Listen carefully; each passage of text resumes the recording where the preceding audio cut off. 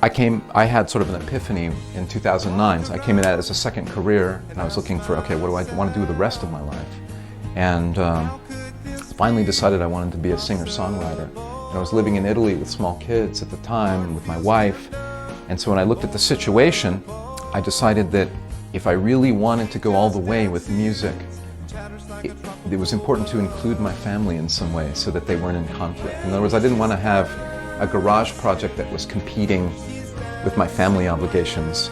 I thought the best way to avoid that and get complete buy-in from my wife was to include them. Also because in order to commit to the path, of going pro in music, I mean, she was the main one who said, yeah, I think you can do this. Maybe the only one in some ways, but because she's my wife, she basically, endorsed it, which means implicitly spending our family capital to do it. So that was an important family decision.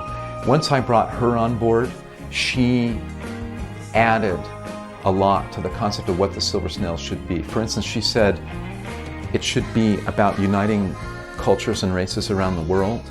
We need to be about world peace. And she said, and I will help you do the videos. So when I first started, the farthest I could imagine was to try to make some really good music. So I built a studio in Italy, and I spent, even before committing to the project, I'd spent 7 years just singing and playing music, studying music. So it was a huge gift from my perspective to have my wife come in and say, I'll help you do the hardest part, which is the video.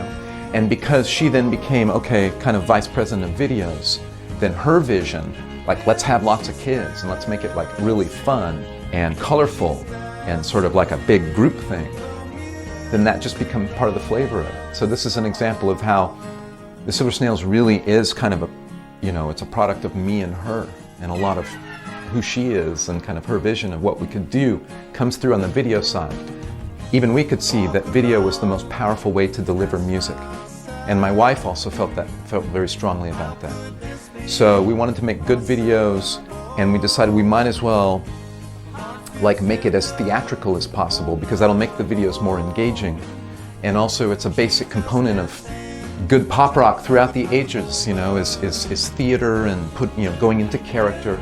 I think it's actually a fundamental thing that people do when they perform, just to sort of, liberate their muse.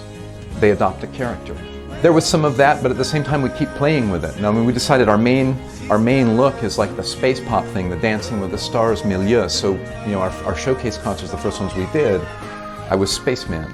We're pop rockers, and if we have to pick something, it's going to be glam. It's going to be with a touch of Baroque. So you notice that my clothes have kind of a Beethoven thing going on, and that's just part of me, and it's part of being in this medieval environment. I wanted to be like the glam space prince. That was kind of my idea of a good look. When people see our videos, we really hope that they feel the love that we put into making them. We put as much love as we can into making our music and video because we want to serve it to people through the media. That's our whole mission.